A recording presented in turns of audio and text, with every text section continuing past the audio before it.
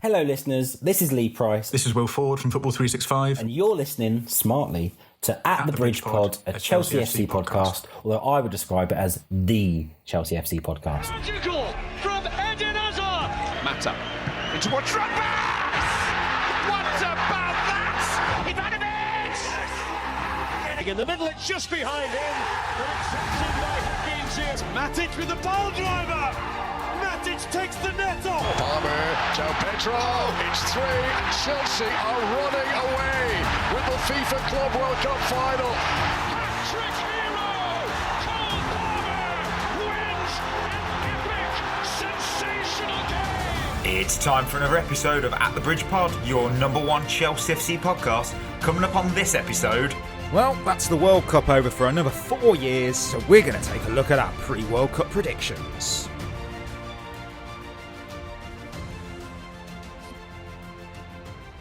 Oh, welcome back everyone to another episode of At the Bridge Pod. I'm your host Mike and I am joined in a virtual room, roaring with every single lion. Berth, Chris, Ollie. There's no Mikey and Chris Monday show on a Monday because it's the whole team. Guys, World Cup's over. What were your moments of the World Cup so far? As a whole, so far? I love seeing Spain win it last night, to be honest with you. Yeah. It was beautiful because Argentina... Artist, wasn't it? Deserved. Yeah, Argentina, horrible team. They deserved to lose. Weren't the best final. Do you think It's terrible. that was the worst performance by a team in a final ever? Argentina. At least since, I don't know, we last saw Chelsea in a final, probably. No, it wasn't the Club World Cup.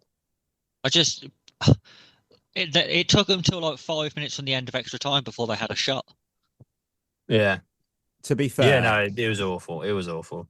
that stadium is used to their teams being very poor offensively. That's a shout I'm not out to surprised you, at the Jets state of fans. the pitch. The state of that pitch for a World Cup is a World Cup final, by the way, is absolutely appalling. It's dreadful state of that pitch.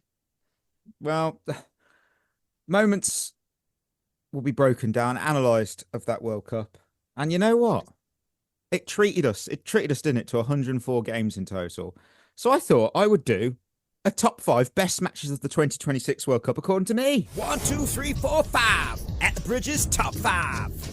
In at 5, I've got England 3, Mexico 2. Starting off quite strongly, I think. And there ends a World Cup classic.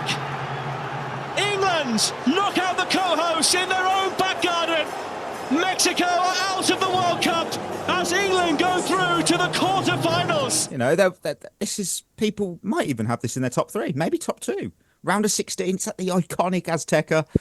Home nation in Mexico against England. Mexico had only lost twice in 89 games at that stadium, and they dominated early on and somehow were 2-0 down. They got one back before the half, but then Harry Kane made it 3-1. The turning point was Kwanzaa getting sent off, and then Mexico went forward. Jimenez buried a penalty. England hanging on with 10 men for the final 20, but they survived, and it was an outstanding knockout tie, I think. Absolutely outstanding round of 16. 4, Belgium 3, Senegal 2 after extra time. It's Yuri Tielemans for a place in the last 16 of the World Cup. It's Tielemans, it's in, and Belgium have snatched it in stoppage time. It's not the only comeback on this list. Belgium 2-0 down, 4 minutes left. 4 minutes. They were over, done. And then Lukaku came off the bench, smashed one in. Moments later, Tielemans equalised. Extra time was quite tense, cagey, heading for penalties, and then VAR awarded Belgium a penalty with seconds left. Tielemans stepped up, buried it, and Senegal left heartbroken. The golden, now geriatric generation of Belgium lived to fight another day. 3, Argentina 3, Egypt 2. Depth on the cross, Enzo Fernandez, the world champions still alive, and showing their pedigree with one of the all-time World Cup recoveries. Houdini act, Egypt 2-0 up, leading with 10 minutes to go. This is a massive World Cup upset. Messi, though, he wakes up. Romero scores. Messi followed. And then 90th minute, love him, loathe him, somewhere in between, Enzo Fernandez rose to head home the winner. That's 3 goals in 10 minutes. That was a wild game. At number 2, England 6, France 4. I think collected here by Jude Bellingham. And suddenly, it's France who are backtracking. Bellingham, it's brilliant. Is it going to be number 6? Oh, you bet it is. What a way to sign off at the end of the World Cup. 10 goals in any World Cup game, for me, it was just fun. It was unfiltered fun. Some people are going to say it was a friendly. I disagree. I think it was a World Cup game between two footballing heavyweights with something to prove. And it was a basketball game, end to end. It was chaos. I loved every second of it. At number 1. It was a friendly, wasn't it? No, it was not. Absolutely you not. know what? I'll tell you why it wasn't a friendly. How many friendlies do you see that are 6-4? Exactly. You don't. That's true. Nobody often tries hard enough for 10 goals to go in a friendly. And then number 1, Argentina 3, Cape Verde 2 after extra time. Lopez Cabral. We'll try one. Oh, my goodness! My goodness!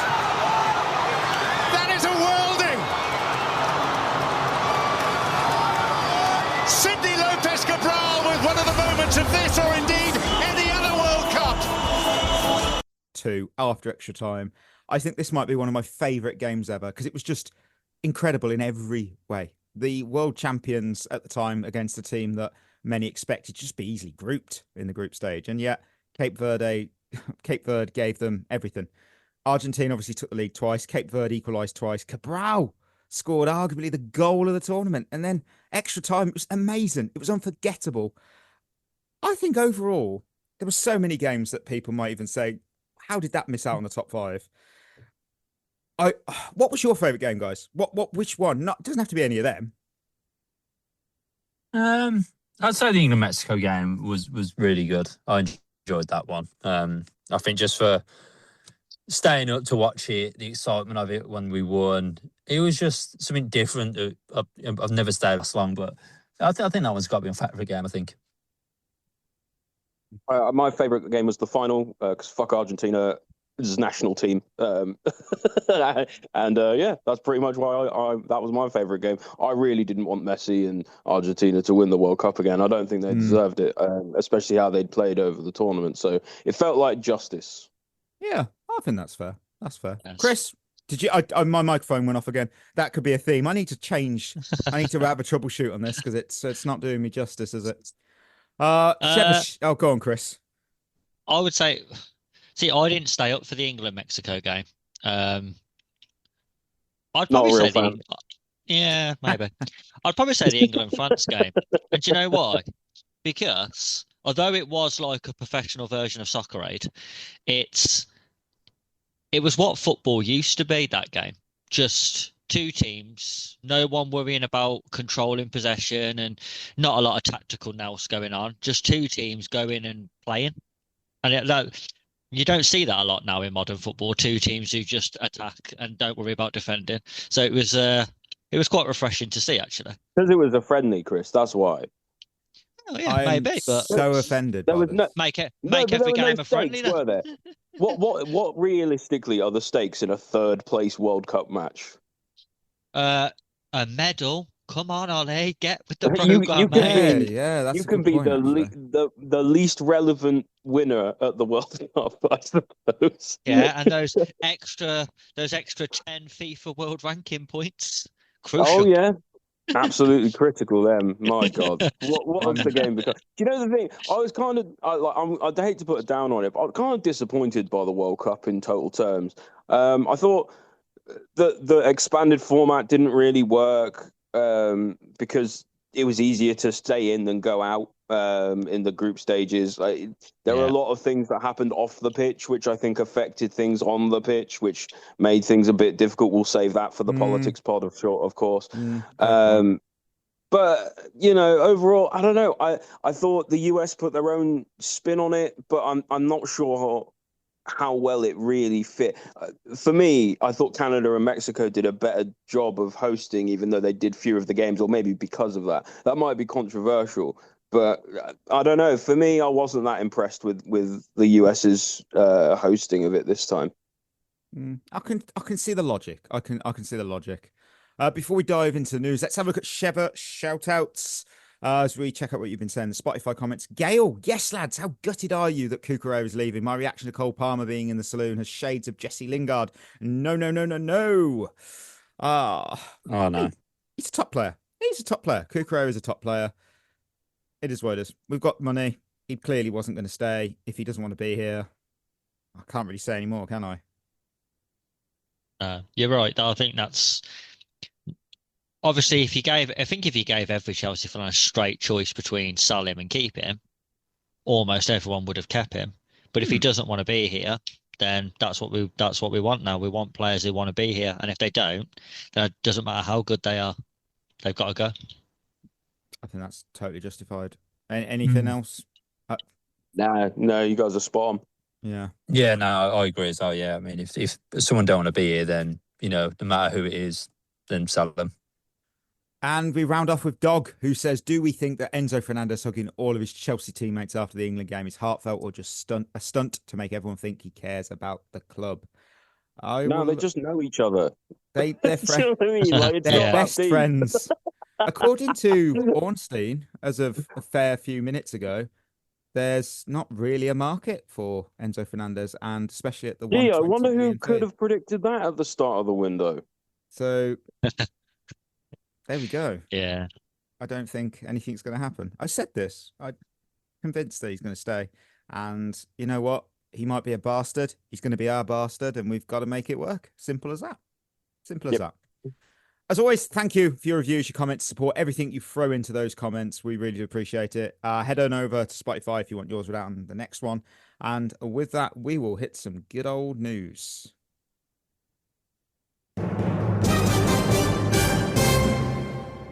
Oh my word, the security board of news. Every weekend I always worry if we're going to have any news to discuss. Bit like on Thursday's Friday show, we had nothing. Saturday, I didn't need to worry, did I, any longer? Because David Ornstein, we've mentioned him already. He logged into his Twitter account, he typed out a tweet, and then he vanished into the night. And Ornstein said, he said, Chelsea have reached a verbal agreement with Aston Villa to sign Morgan Rogers. A bid of 117 million British pounds was accepted by Villa, and Rogers agreed a 6+1 year deal. He's only wanted Chelsea despite talks of Arsenal. Xabi Alonso was instrumental in getting this signing done. I've got thoughts. Of course. How do we feel about this one, team? I'm going to go straight to Chris. Chris, I'm very curious about. Do you know, obviously, the fee is astronomically high. Is he worth £116 million? No, he's not. But we said this a couple of weeks ago. Is any player now worth what you pay for them? Most of the time, no. The market is mental. We want £75 million for gusto. So that should tell you everything you need to know about the market. Might be a bit low for what we bought Rodgers for. Yeah. Do you know how I know it's a good signing though? Because ever since this news broke, all I've heard from pundits and rival fans is how it's not a good signing. That's how you know it's a good one. Because if they want to continually tell you that it's bad, it means that they're worried that it's actually a good signing. Listen, he is a massive upgrade on anything we have to play off the left. So it doesn't really... the bar for him to come in and succeed is incredibly low. He'd have to come in... If he scores 5 goals next season, then he was already better than everything we had last year on that side. So the bar's not massively high. He's not coming into... It's not like Liverpool trying to sign someone to replace Mo Salah. It's not the same. We're trying to replace Jamie Gittins and Garnacho. It's not the same. So I like the signing. I don't like the fee, but I'm not that arsed about fees because I think they're meaningless in the modern game now anyway.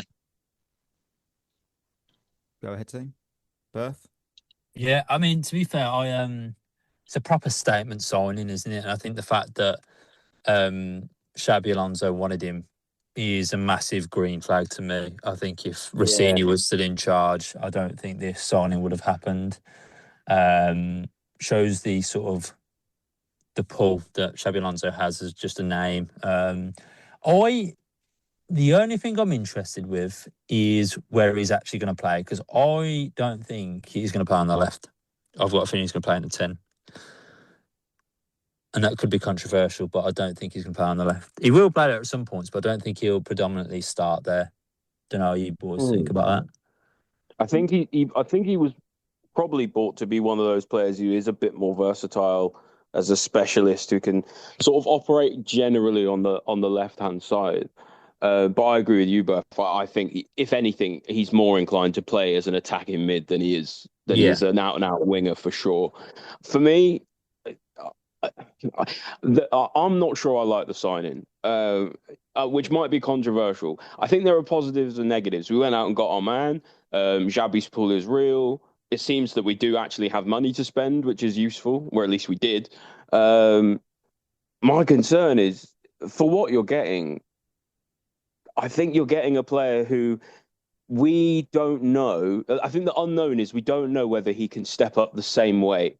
Up to a team at the level of Chelsea. It makes me think a little bit of the João Pedro signing. We weren't sure whether he was going to be able to actually step up and hit the level required for Chelsea. Turns out he did, but we've paid twice as much for Rodgers. He's got no room for manoeuvre at all, and I'm not sure shelling out 117 million Great British pounds sterling is an ultimately smart use of funds, given that I think he's a player who plays well in purple patches. I think he plays well in moments and in parts of the season. We have a lot of that. What this team really needs for me is a little bit of consistency, operators who go in there 7 out of 10, bang, every single week. Just gives you that. He does give us a bit more goal threat. He does give us some things that we didn't have before. And like I said, there are positives to the signing. But for the fee, it has to go right, doesn't it? Yeah. But hold on. But does it?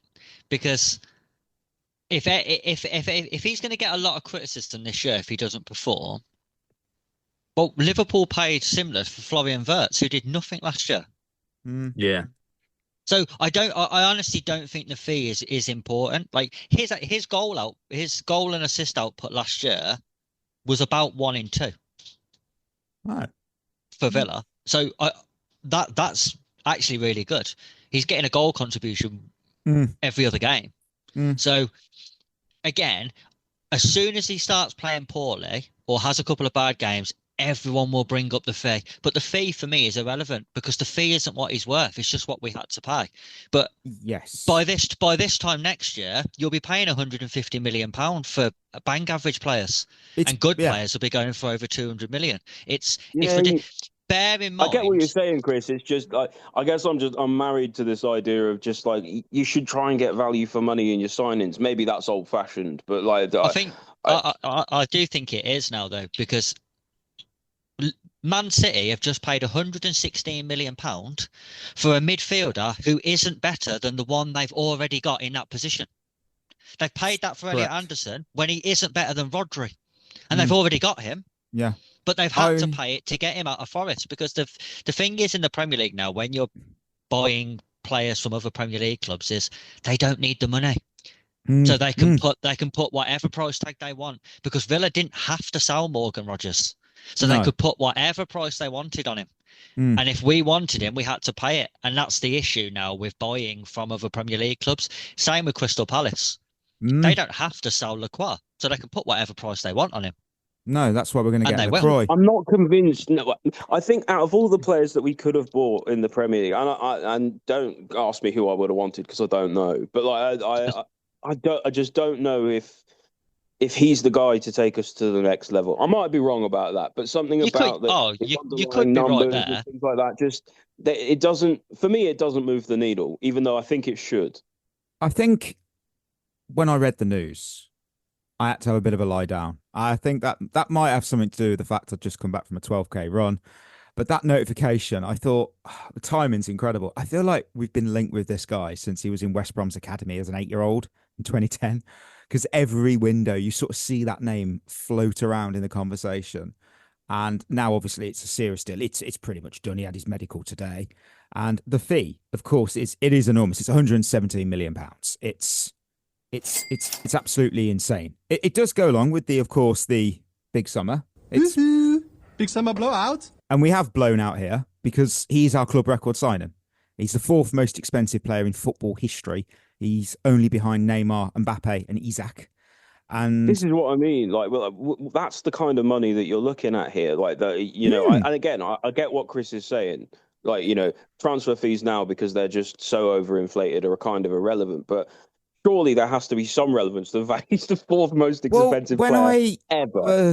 When I first saw the number, my eyes sort of popped out of my head and my jaw hit the floor like the 1990 Saturday morning cartoons warned us about. It was like, whoa! And I took a step back, though. Chris is right. I took a step back for me, and I thought, it's not my money. It's not really my problem. Look, what Chelsea are getting is a top-class player, and crucially, a Premier League proven one.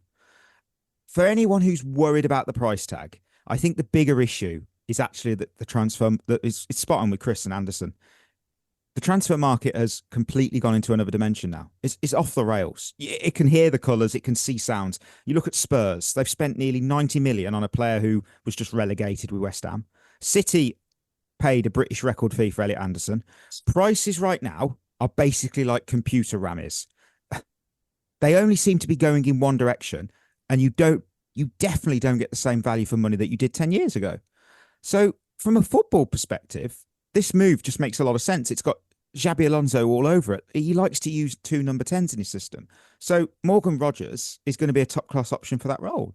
And if the report suggested that Alonso personally pushed for this signing, that means Rogers is going to be one of the first team names on the team sheet in the new setup.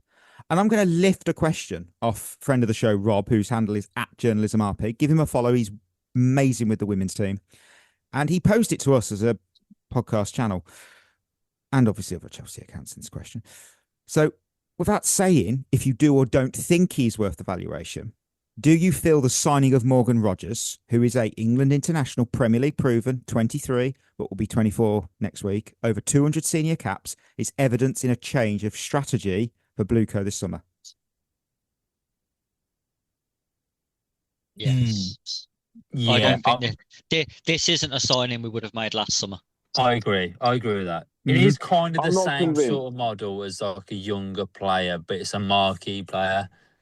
Yeah. Yeah, I'm with you three. I'm with you too. Sorry, 100%.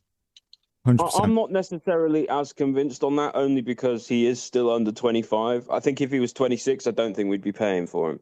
I don't think many players would go for that fee at that age, unless you're literally a Ballon d'Or. But when we're saying about, do we see this as a change in strategy? Well, look what happened with the Xhaka signing. That fell apart because we didn't want to pay what Sunderland wanted for a player who was that little bit older. So I'm not necessarily convinced it's an indication of a full change in strategy. Maybe a tweak. Dude, but they're not gonna get any of their value back, are they? Because even at 23, he would have to come in. And if we was to sell him in 2 years, in those 2 years, he would actually have been Premier League Player of the Year twice to get any increase on value. Otherwise, you're not going to get £117 million back. If he comes in and even has 2 good seasons, you're not going to get that money back. You might get the same, but more than likely you're going to get a bit less because he's going to be 2 years older. So I do agree that it is still a young player. So they haven't completely moved away from the strategy, but it's not someone who they're wanting to buy cheap to sell high. No, I agree with that. And to be fair, with the interest in this summer from Xhaka and now Lacroix is moving as well, it does show an indication of moving towards players who are going to raise the floor of the team to the to the level that the Premier League requires, and that's important. Well, they're just Prem-proof. They're just Prem-proof, and that's the difference. We're not buying young talents from abroad. Yes. That's it. Buying young talents from the Prem that have had 2, 3, 4 seasons in the Prem, and they've proved they can do it. I mean, Lacroix. How old Lacroix? Is Lacroix 24, 25?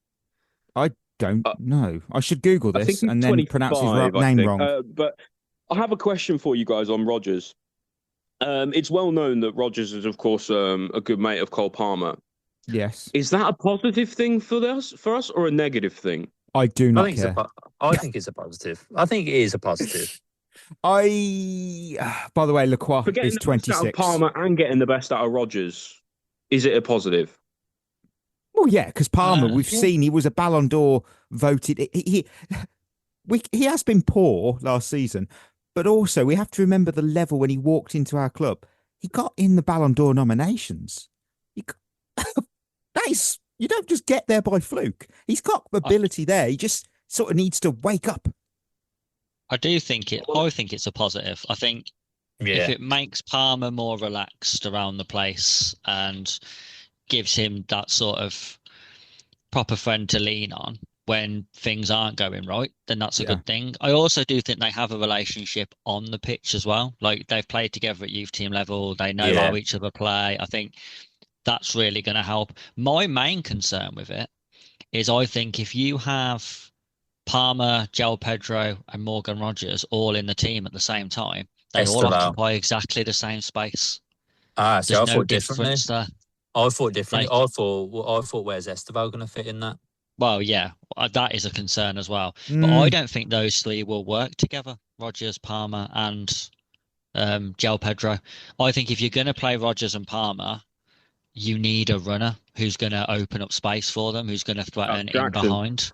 Wow. Yeah, I don't see, unless João Pedro alters his game, which is possible. But they can't all go and occupy that half space because it's not going to be there. What if we actually were going into the season with 4 10s? If we went Palmer, Esteval, João Pedro, as like more as a 10, and Rogers, literally, and Rogers, and then Jackson and Delap up front. Oh God, not Delap. I'm telling you, there's no market for him. He's probably going to stay. You know what? I was thinking about over the weekend. Some fans have complained about our lack of signings before this one. And yeah, we have brought in Marco Palestra and a few players whose deals were agreed months, some even years ago. We saw that Denner is actually a real player and he is going to be joining the squad this summer. I thought that was amazing. Nice to just see a photo of him. It was an old photo, so that didn't really help my conspiracy theory. But AI still, couldn't he? I think this, what am I going to say, is enough to land me a job on the board with the way I'm about to spin this. We've actually got another 4 new signings coming in because you got Mudryk returning from his ban. You got Jackson coming back from his loan. Romeo Lavia and Jamie Gittins returning from injury. It's 4 new signings, isn't it? No. Well, no, Lavia doesn't count. I'm messing. I think Gittins is, though. I think if he has got ability, we just need to see it. If he stays fit. That's it. And Lavia, I love Lavia, but this is his final season for me. He needs to be consistently fit because we're never going to see that potential. His final season for me was last season. And that is completely understandable. I think overall, with this Rodgers signing, I find it absolutely wild that Arsenal can win the Premier League title and yet Chelsea, we finished 10th, looked absolutely in disarray. We still appear to be the bigger pull in the market. I think that more than anything says a lot about our standing. This is the other thing I don't like about this move is that I think people are deliberately being over positive about it in order to claim that we're winning the transfer window when ultimately Arsenal have just won the league and we finished 10th. The thing is, winning the transfer window means nothing. It's like when in the NFL you win the off season or you win free agency. That's what I mean, though. No but that's cares. what people are saying. I'd rather lose. Are really happy about. Yeah, Mikey. Like people are saying, "Oh, we got one over on Arsenal. And look, we've got ambition in the market." But is he going to move the needle? I don't know. I think though, with the whole signings thing, the one thing you can't complain about at the minute is with Palestra coming in, Rogers coming in, and then let's say Lacroix does come in, we've signed 3 players there who instantly walk into our starting 11. They're not squad players. Those are 3 players who will walk into our starting 11, which is exactly what you want from transfers. That's what I said a month ago, that I don't want to sign people who you think, oh, he might play, he might not. Sign people who walk into your starting 11 and improve it, and I think all 3 of them do that. I think they're all specialists to a certain degree as well, and it seems that Xabi wants them all. Again, that's another positive. I'm not trying to spin this to say that there's no positive about this signing at all. But like I'm very concerned about the money that's being bandied around for players. So I don't know if they're just gonna be worth it or not. I think the fact Alonso's pushed for both Palestra and Rogers, and the ownership have backed him and secured both players quite quickly as well. Because both of those players, as much as you could say we've been linked with Rodgers, we hadn't been linked recently. It was Arsenal. And then suddenly, click of the finger, they're done, signed. There were no rumours of talks. That's what I'm getting at. I think that's excitement. I think, and again, Lacroix today, I've just seen that we're in fresh talks. It looks like it's going to be sealed. 26-year-old Premier League proven player. I think things have changed. I think it's just how we're going to get that all together and start it, get it cooking. All I'm saying is wait for the transfer dopamine to wear off and reassess and see how you feel. If you're still excited, then fair play. But just give it a week and see how you feel. It's big. 2 big jobs in London have now been, secured. You've got Alonso at Chelsea and Burnham as the Prime Minister. Who's going to have the better 6 months for the rest of the year? Where are we at Christmas? Who's going to be called to lose their job first? That's something. Mikey, that's for the politics pod. It is for the politics pod, which will be coming soon. So with that, it's time to go back in time, which I get to use the harp. I don't get to use the harp too often, and that's because I cannot find it. Where's it gone? Where's the harp? Where's my harp? I've got it somewhere here. Oh, here it is. The 8th of June, to be precise, a whole 11 episodes ago. We all made our World Cup predictions, and then we get to revisit them. It's easy content for us. I'll just say I got them all right. Oh, well done, Berth. Congratulations. Berth's got so much ball knowledge, he probably did anyway. Well, I can't wait for the World Cup winner. I really can't, because that's going to be great. The stunt's been said. They might have been said, but it wasn't by me. Look, we'll be looking at what we got spot on, what aged horribly. Hey, let's have a look. So I haven't actually got this in front of me, so I've got to open the good old predictions. So, Mikey, obviously, because I didn't weren't on the show, can I rate them out of the 10? I think that is perfect, Berth. I think that's perfect. No. So we have. This is not good, Chris. This is not good. I'm going to take the shot. I had Netherlands. That just didn't happen. Ollie had Brazil. Chris, you had España. So well done, Chris. Well done. That's a win. Well done, Spain. Yeah. I think that, what? Come on, Berth. What are you rating this? Well, Spain gets a 10 out of 10. Well, has to, doesn't it? Mikey, I'm not gonna lie. I think Holland and Brazil are very much similar. So I think who did Holland go out to?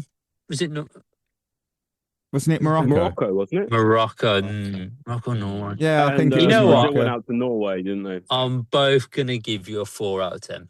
That's accurate. You know what? That's more than I wanted. So cheers, man. 4 semi-finalists. Horrific display from me. I had the Netherlands, Brazil, Spain, and Portugal. That 1 of 4, awful. Chris had France, Brazil, Portugal, and Spain. So that's 2. And Ollie had France, Brazil, Argentina, and Spain. 3 of 4, I think. Ollie, that's... No one had England. Very interesting. Very interesting. That is true. So that does sound a lot about England, to be fair. Well, come on, Berth. What are you rating that? So Ollie had 3, so I'll give him an 8. Chris had 2, so he can have a 7. Mikey, did you have 1? I had 1. And what were your teams in there? Netherlands, Brazil, Spain, and Portugal. I'm going to give you a 4. Mate, I don't think none of mine, only one of my teams got to the quarterfinal. Yeah. Spain got into it, obviously, the quarters. And then obviously I had Brazil. And yeah, we didn't. England, how will they fare? I actually wrote a little bit stuff here saying I have England being knocked out in the round of 16 by Portugal. Obviously that didn't happen. And it's pointless to predict, so that was helpful. Lovely, Mike, helpful. So round of 16, Chris and Ollie had the quarterfinals. So that would have been to Mexico. No, that would have been to Norway, which didn't happen. I think it's tough, isn't it? Because I think me and Ollie both expected Brazil to knock out Norway, then us to lose to Brazil. I think that's how we. Yeah, I do think. I don't see why though, because I think Norway have got a better team than Brazil. Yeah, I agree. I suppose right it's the now. name, isn't it? Yes. Yeah. I'll go ratings. Right. So quarter to you two. You weren't far off, I suppose. So I'll give you both a 7, just to be pessimistic. Multi round of 16. We'll drop it down to a 6. Yeah, that's justified. Dark horse. Now look, we pretty much blocked Norway because they're too popular. I ended up going with Ecuador, who did get through to the knockouts, but they lost to Mexico. Chris had Belgium and Ollie had Morocco. And you know what? I think I think Belgium's probably the bigger shout, purely because, like I said, geriatric generation, their golden generation had gone, and yet they still managed. I think I wouldn't say that they were the dark horse of the tournament. I would probably say Cape Verde, because no one expected them to do anything. I don't know whether can you be a dark horse if nobody thinks you're going to win it though? Like if no one thinks you've got even a hope in hell. Yeah, I think a dark horse is a team that probably have to at least get the quarters. Yeah, they probably aren't going to win it, but you think they'll cause a few upsets along the way. Cape Verde, no one expected them, so I don't think they're a dark horse. They're an underdog.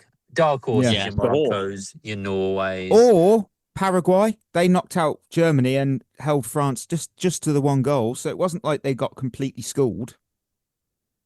I don't know if they're on the brink. It's a tough one. USA as well. They did all right. They knocked. Then again, they knocked out Bosnia. Morocco was a decent shout, to be honest. Yes. I would say, honestly, I'd say Morocco is probably the best shout.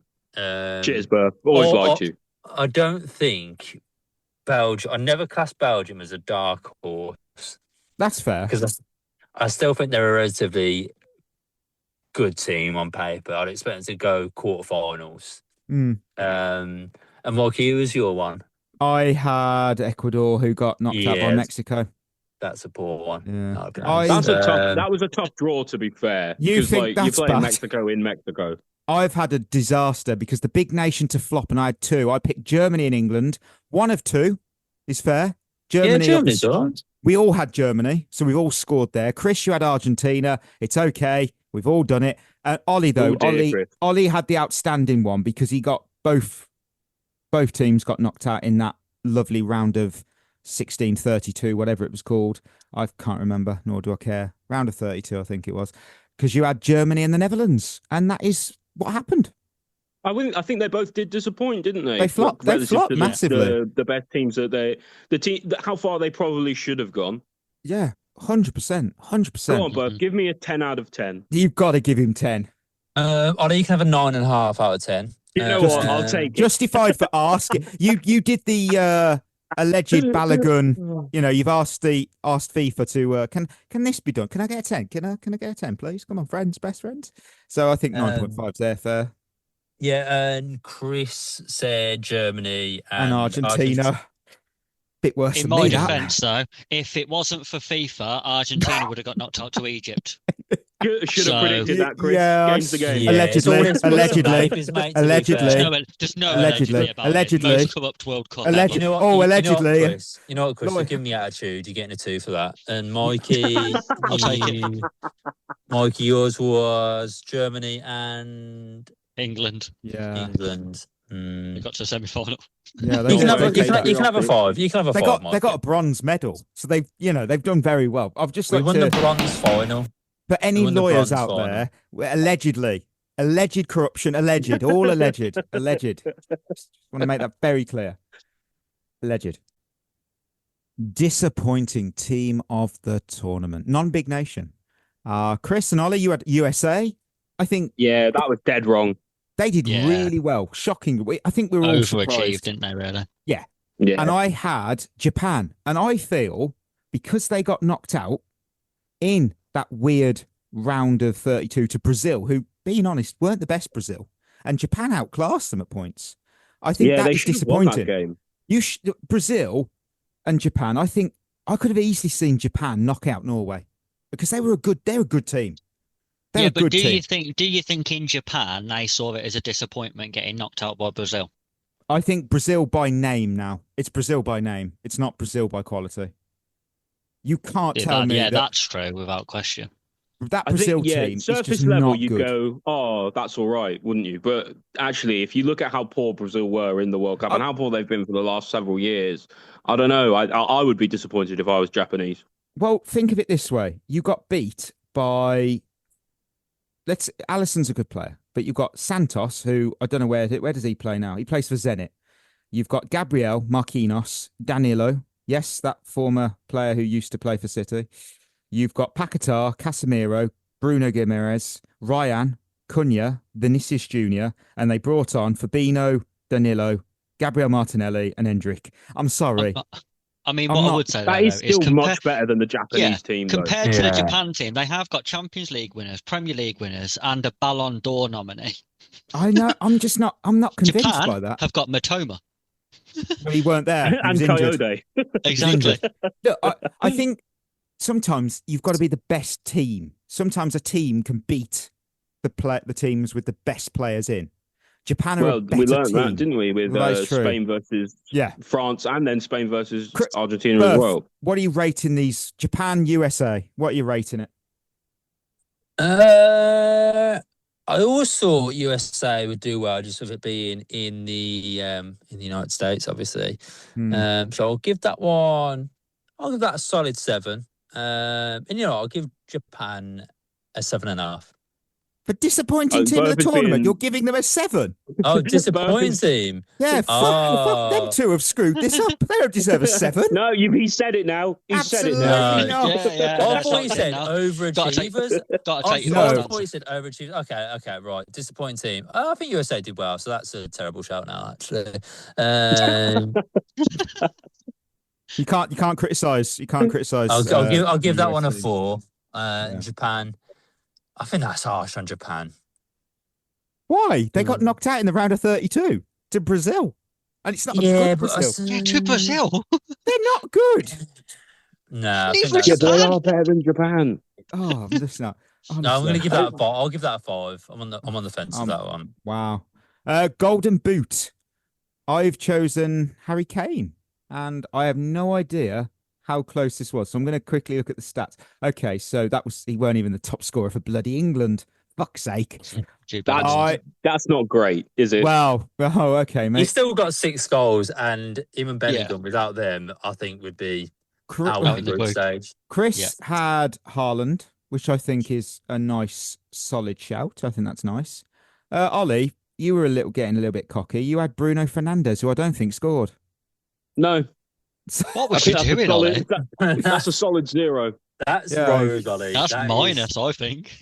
Well done, Ollie. You bagged yourself a 0 points. Yeah, that is nice. You gotta go big or go home, and on that one, I went home.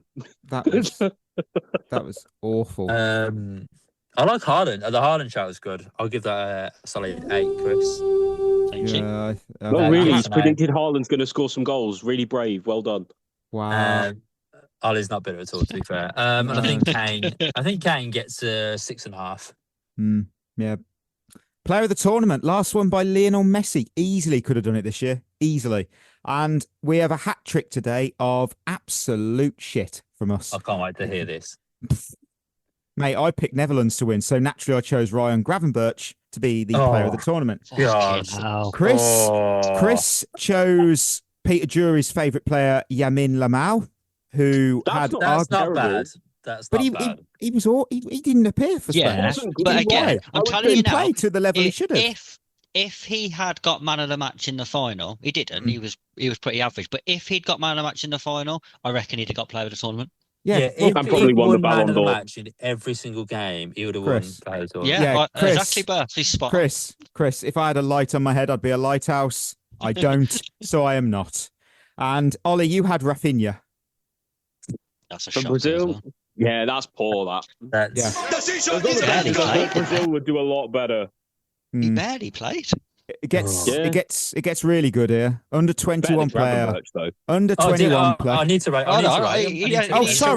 Sorry, Bert. Go ahead. Sorry. Don't take Bert's job away. This is a really important part of the show. This is the only reason he's here. Yeah. Oh no. You don't know when you're going to see me again. So, Chris, you're going to get a 7. I'll give you a 7 for that. Ollie, you get a 1. Yeah, fair. Honestly. Mm-hmm. Mikey, that's generous. Mikey, you've joined Ollie's club, mate. You get a 0. No, that's fair. That's justified. I couldn't disagree. Is such a funny shout. Under 21 player. I want to know, just really quick, Mikey.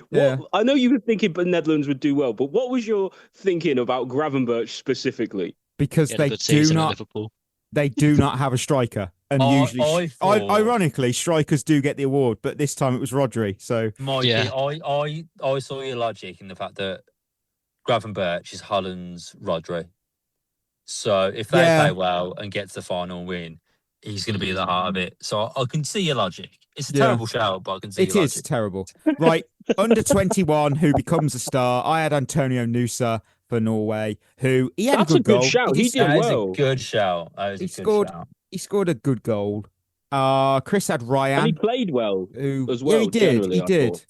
Ryan didn't do a lot for me. He was shit. I wouldn't say he was shit. He just didn't do a lot for me. He was all right. And oh God, Ollie had Jan Diamande and Gilberto Mora. I like Diamande. I thought he was all right.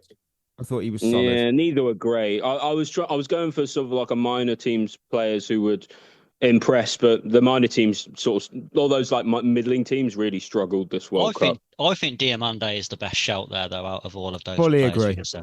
I think Diamande. He had the best. I think Moose is a better shout than that. I think Moose is a better shout too. Well, thank you. I think Shoulderup was better than Nusa for Norway. That's fair, but every time Nusa came on, he looked dangerous. I don't think you can necessarily say the same of Diamande when he did play. Lads, I'll tell you what, it's going to go to the judges' vote. All right, so let's hear the ratings and we'll see how this goes. Okay, Chris, who was yours, Chris? Ryan. Absolute shit. You can get a 4. You can get a 4 for that. He played. He did play. He played. It never happened. Ollie, Ollie, you get a 7.5. Oh, I think that's generous, mate. Honestly, okay. Thank you. Allegedly, Mikey, you get this is really tight. 7. I'll get second. Because I really like Diamande. So look, Pau Kibasi got the official award. I would say he's already been established as a top player. So I think actually Villa signing Johan Manzambi should be the actual young player because he is under 21 and he came out of nowhere. Yeah, it was the category was not fuck the FIFA official awards. That's not what we said. Under 21 player who becomes a star. Kabasi was already a star. Manzambi, no one had ever heard of him. Well, they might have if they followed the Bundesliga, and now he's secured a deal with Villa. I've already seen a kid in my local town wearing a Manzambi shirt. That blew my mind over the weekend. I thought, fucking hell, that I'm pretty sure that was from a legit team. But then That's again, quick. Has the ink even dried on his deal yet? I don't know. It can't be from other sources across the pond because, well, it takes about 4 weeks for it to turn up. So yeah. That's true.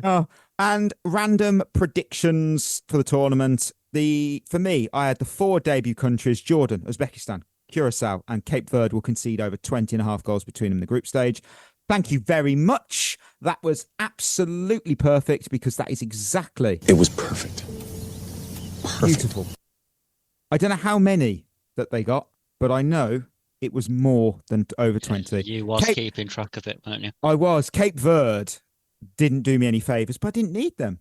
They were there. Jordan did it for you. Jordan did that more. So I think once Curacao took 7, I thought, you were safe. I will find the rest whilst I'm looking at the others because it's in our little biscuit bets. So actually, did I write it in 20 and then... I didn't actually write the rest. 21. I wrote 21. If I recall, I think I disrespected Curacao quite badly. Well, Chris said at least one game finishes past midnight local time. I think the closest would have probably been the Mexico. Oh, no, there was. Oh, no, it wasn't late, was it? But there was a late game that finished like 5 o'clock, wasn't there? But I don't know if that was midnight. Yeah, I don't think there wasn't as many storm delays as everyone said there was going to be. Not like last year for the club. Yeah, it was sort of all a bit of something and nothing, wasn't it? These storm delays are just utter woke nonsense. Well, not really. Yeah, lightning is very, very dangerous and it can kill you. No. I mean, it is. Yeah, but it never strikes the same place twice, Mikey. Well, that's not true either. That's an urban myth. It can strike twice. Speaking of someone who might have a very slight resemblance to Thor, lightning is dangerous. Let's not play with it. Just saying. I don't play with plug sockets. He's got the hair for the credentials on it. That's true. I also don't play with plug sockets because electricity is dangerous. Well, shame on you. For fuck's sake. Ollie had at least one game gets postponed because of a streaker, which none of that happened. We definitely had at least a pitch invader. Did in we? one of the games. I remember one of the games there was a pitch invader, 100%. But did he have clothes on? Does he have I think he did. So it probably it doesn't count. Yeah, I guess not. Ollie had, what constitutes as a streaker though? Because if he takes his top off but keeps his trousers on, is that just? I don't think so. I don't think they can have clothes on at all. A true streaker is fully naked, aren't they? Yeah. Well, yeah, that's that. You know, you've got to be wearing minimal clothing where you would probably get charged with what you've done there.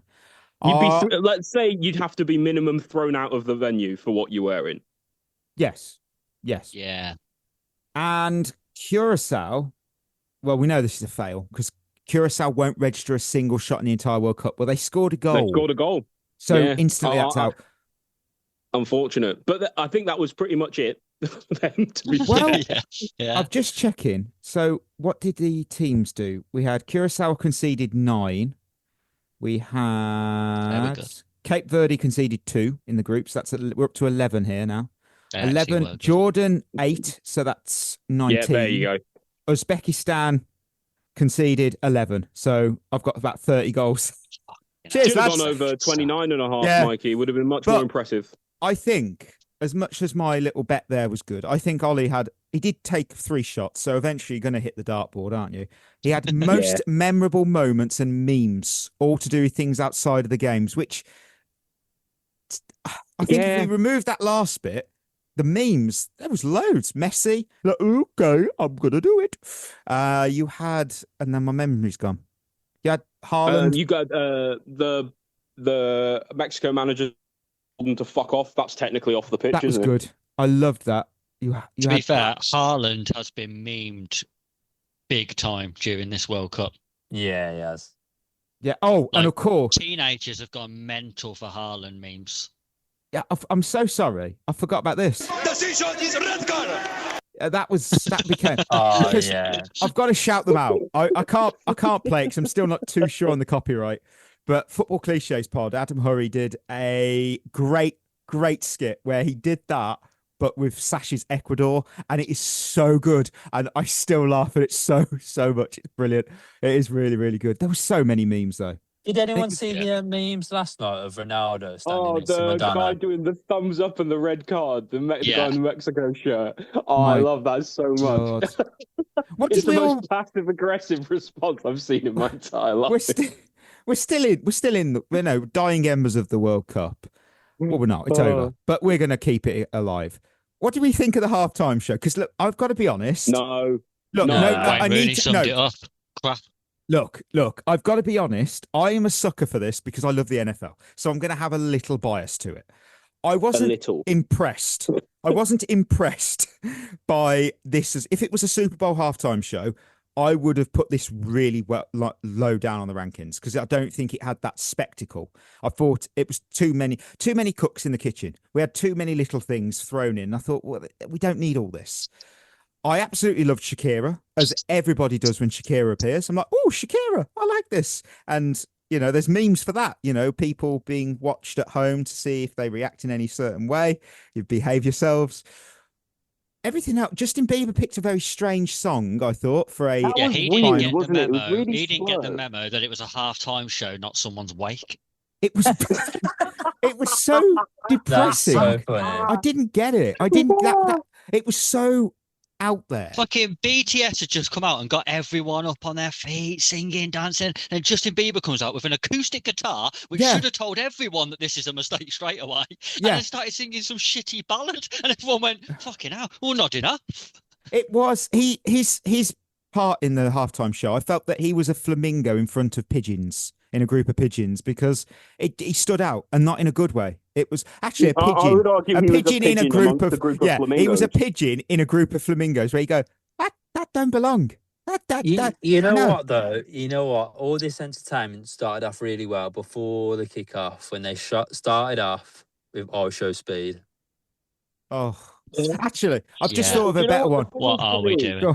The thing is, for me, on the halftime show, do you know what I thought it was more than anything, which is unforgivable for a halftime show? It was boring. Yeah. That is.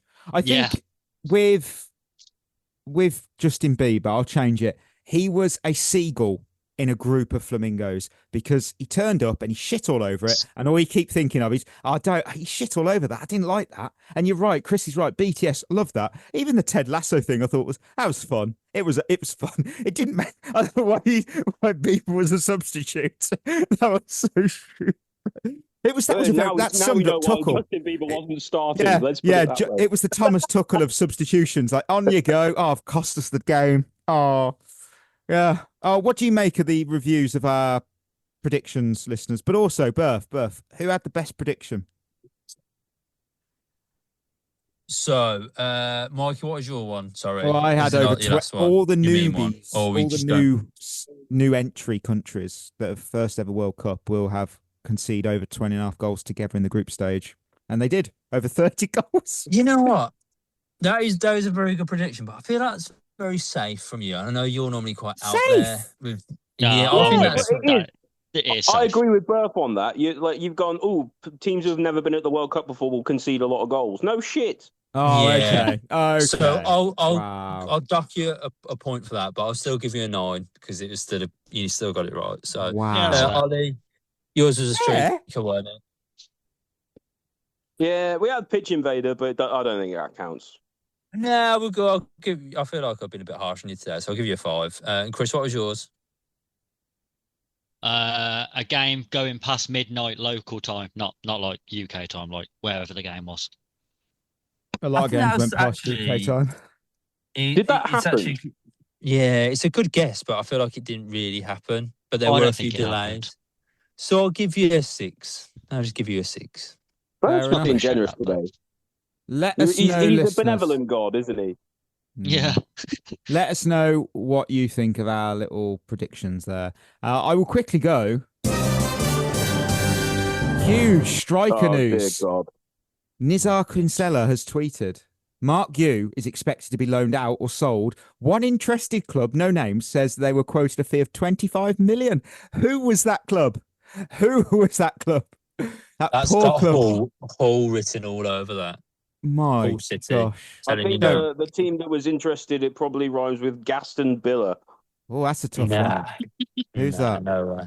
Right, Christmas questions, and Beyond a Ball has asked, what do you guys believe happens with wingers like Gittins and Neto, especially Neto? You either get sold or you become a wing back, fella. What? Very false. Very false. True. No. Very false. It's so false. Wing back Pedro Neto. I think there's not really a call for wingers like them in Xabi Alonso's system. Neto, I think, can be a wing back. I think Gittins is fucked because I don't think he can be a wing back, and he's a proper touchline hugging 1v1 winger, which in that system you don't have. So I don't know what he's going to do. That would be all right against teams in like the FA Cup when we're expected to have a lot of the ball, but like I can't see in like a Premier League game with the way he likes to. I can't see him bombing up and down for one, but like I think he's not brave enough at the moment to actually take his man on the outside, because then he's got defensive duties to do as well. So he just sort of end up doing nothing. Yeah. Next up, Henry, with Rodgers coming in, do you think it will force the club to accept a lower fee for Enzo? I say absolutely not, because of that 7-year deal. We've got all the power. And who's paying money? PSG. Someone quoted, it'll be Atletico when they sell Alvarez. What? Where's the logic there? They will need a striker then. They're not going to. Yeah, I didn't get that when I seen the Atletico links. I thought, well, so they sell Alvarez, they sign Enzo Fernandez. Well, great. Who are they playing up front? Yeah, they'd be screwed. They've got Sorloff, I know that, but that's not the point. They need a player that's top quality up there. Yeah, maybe they'll just go with Sorloff. He's probably good enough to do all right in the Liga. He's got a good record. Yeah. We'll see. Not passing the ball to Haaland, Ian. No. No, because Norway played him on the right wing for some reason. He's about 6'4". Because they've got Haaland. I know, yeah. Right. It does make the question why they didn't start with Nuso, and they persisted with that. Yeah, that's a fair point. Right. It's time for the end of show game. When I get my words out, it's guess the player by their career path, because we're now onto that rotation. And today's theme is it is still, but it is over, the World Cup. Every player today won. Remember the silver shoe? How about the bronze shoe at the World Cup? This is handed out to the player who finishes third top scorer. I don't know if they get a physical shoe. It's not a real award, is it? Well, so stupid. It is given out, but I don't know if there's an actual bronze shoe. I hope there is, because I'd love that on my mantelpiece. That'd be so nice. Who's one in that? Who is actually it's roughly the colour of shit, and that probably is about right. I've got 4 players. So at any point, you can all chime in. First player started their career at Grenoble. And then they moved on loan to Istres. Istres on loan. Before moving from Grenoble to Tours. They then moved really narrowing it down here. Well. Yeah, none of these are real teams so far for me. They moved to Montpellier. Before going on. They go on loan again to Tours. Quite like Tours. They like Tours. They move permanently from Montpellier to Arsenal. Got it. I think Whoa. Just shouting out. You can't just shout out names like that, Ollie. Didn't you just say we can? You literally just say you can chime in whenever. He did say you did say that, Mikey. Yeah, but you just shouted all right. You get. It's Olivier Giroud. Can you tell me the next 4 clubs he played for? System today. You should have made that clear. Ollie should be deducted a point. Should go to VAR. Yeah, I think that's. Division is red card. Well, hang on. We're just. Decision is red card. He's out. He's suspended. Right, 4 more clubs after Arsenal. Who were they? In order. Chelsea. Chelsea's on there. Oh, well, I've got to do them. Fuck yeah. Well, anyone. I don't care. No, Ollie's got to do it. Ollie's got to do it. That's his punishment. I'm extending this game. He loses the point if he can't say them. Yeah. Oh, no. You bastards. Oh, I don't know. He's been at Chelsea. He then goes to a club for 3 years. Chelsea, I can't remember. I literally can't. Milan. He went to Milan, didn't he? He did. And then he goes for where? Oh, didn't he go to... Was it America he went after that? Mm-hmm. Oh, is it... Need a club, though. Can't say country. America. Yes. Is it LAFC? Yes. Yeah. And where's he at now? Oh, he went somewhere else. He went somewhere else. He went to Lille. Retire, man. My God. I don't know. I'm sorry. Lille. He won the bronze boot in 2022. So next player up, I've got started their career at Vasco da Gama. They then move to PSV. And then make a big move to Barcelona. Oh, got it. I think I might have it. Oh, Berth. R9. No. You're damn. out. It's not R9. Oh, frozen. They go from Barca to Flamengo before returning to Spain with Valencia. Whilst at Valencia, they go on loan again to Flamengo and then permanently to Flamengo again. And then they return to Vasco da Gama before a trip to Fluminense. And then they go to Al Sadd on loan. And then they're going back to Vasco da Gama before moving to Miami FC, Adelaide United on loan, back to Vasco da Gama, and they finish their career at America RJ. There's all the clubs. Come on, lads, have you not got it? Focus on... Brazilian. That is a fucking joke of a player. So it's some Brazilian who played for PSV. You are right. Barcelona. And I'll give you the year. It was shit, obviously. They won it in 94 and shared it with Kenneth Anderson of Sweden. Brilliant. So hang on, I'm supposed to know who scored the 3rd most goals at a World Cup 8 years before I was born. Yes. I think... Can I have another guess? Yeah. No, you're frozen out. No. Just focus on PSV and Barcelona. Because I think I might know now. PSV and Barcelona. Forget all the globe trotting around, but you can't globe trot around Brazil, can you? That's one country. The Brazil trotting. Yeah, you went Brazil trotting. Yeah. Is it Romario? It is indeed. It is indeed. Yeah, I was never going to guess that in a million years, to be honest. He was a good player. Absolutely He's underrated. a very good player. Underrated now because people forget how good he was. Right, This player, third of 4 we've gone today, started his career at Ajax before getting a big move to Real Madrid and then going. I'll take a guess. Go on, Chris. Is it Klaas-Jan Huntelaar? Oh, it's not. Oh. It's not Klaas-Jan Huntelaar. Went early because you have to go early, otherwise Birth jumps in after like 3 I'm going to go anyway, as well. Go on. I think I'm going to go as well in that case. Is it Wesley Sneijder? It is indeed. Yeah, damn. Who goes to Damn. Inter Milan, Galatasaray, Well done, Ollie. Nice, Thank you. and finishes their career at Al Gharafa. And he won it in 2010. That's one each. One yeah. each. And what? No, I haven't got one. Oh, well, you might get this Yeah, one. I got the first one, but I shouted it out so I don't get the point. Yeah, Yeah, you do. yeah. I'll have Ollie's point because I knew it. Yeah, I give it actually knew Birth. He would have Yeah, got give it. it Birth. Make this last club interesting. Oh my god! I've got To the be fair, final we don't player. know when Birth will be back. Give him the point. Yeah. Final player. Winner take Start- all. They started their career at Bayern Munich Oh no, it's before moving to the New York Cosmos. And then they returned to Germany to play for Hamburg. And then they head back over to the States to play for the New York Cosmos. I'll have a guess. Is it Jurgen Klinsmann? No. Go on, I'll have a guess. Is it? Go on. Is it Gerd Muller? No, it's not. But the Bomber, what a player. Oh, honestly, it's hard to find. Well, it's not hard to find footage of Gerd Muller, but my word, what a player. What So it's only Ollie gets a guess before we all come back in, right? Ollie has no clue who New York Cosmos is. Would be my guess. I have no fucking clue Or who New York Hamburg. Cosmos is. Or I'm Bayern gonna have to Munich. just name someone who's like who was good for. I don't know. Can we get the era? Well, I think if you get a clue, I think we all come back in. Yeah. Give them the clue and give us the era, and we can all be back in. Do you want to know when their career started or when they retired? Yeah. Can I give when you they their started. managerial career? Oh, go on then. West Okay. Germany, Marseille, Bayern. They're two separate spells.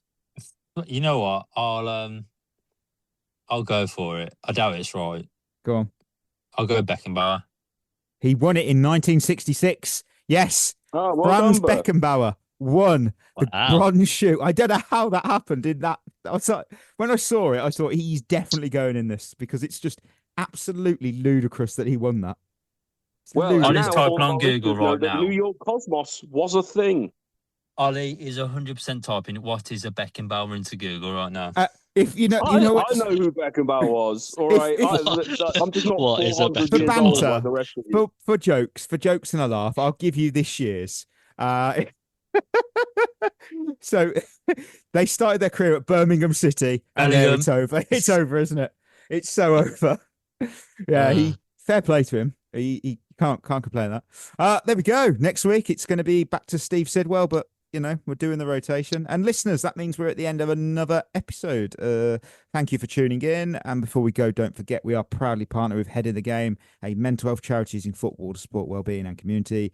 You can find out more at headinthegame.co.uk. And of course, I'm going to say, check in with each other, check in with your friends, your family, a colleague who might be having life is teamwork. We saw Spain win a World Cup because of teamwork. Life is teamwork, and that's the important thing. Check in with each other. So treat yourself well. We'll be back Thursday. We have got Chelsea players to watch ahead of 26-27. That'll be interesting because I don't know if we're going to have the same players. Well, there's loads of players to watch. There is a lot of 11 players of to them watch. every Saturday. I think there's. I will not have Robert Got me there, Sanchez. Mikey. Not yet. I don't need to watch any more of him. I already know he's the greatest. No need to. Yeah, say any no more. one wants to see any more of him. You're quite right, Mikey. Fuck. Yeah. Right. Until then, that will be us signing off. You've been listening to At The Bridge Pod, a Chelsea FC podcast. Follow us on Twitter and Instagram by searching for At The Bridge Pod. And if you're listening on Apple or Spotify, leaving us a review is always appreciated.